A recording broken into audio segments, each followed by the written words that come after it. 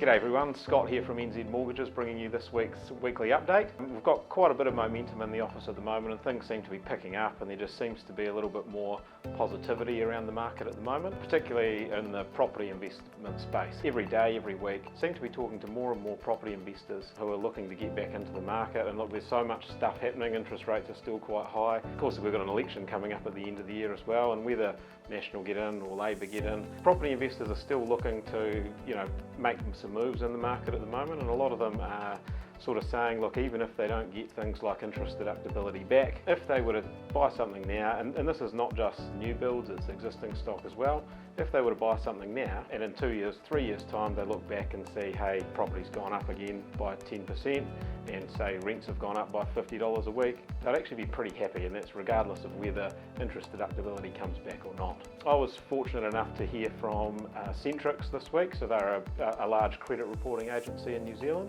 and they were speaking about what's happening in the media, and what we're hearing a lot about is people in arrears on their loans. Got a little bit of comfort from that from Centrix, because a lot of what they were saying was it's really auto loans, so car loans, buy now, pay later. So those are sitting, up to sort of 10% of those loans are in arrears at the moment.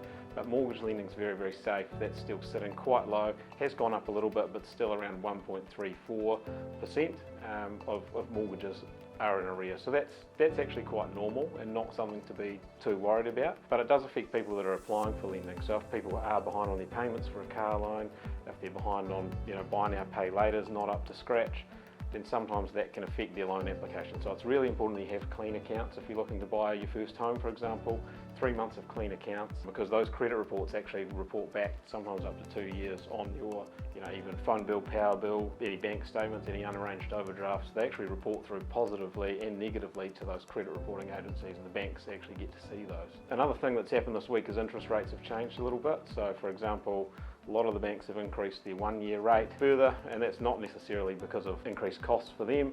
They are protecting their margins. So we have seen that a little bit.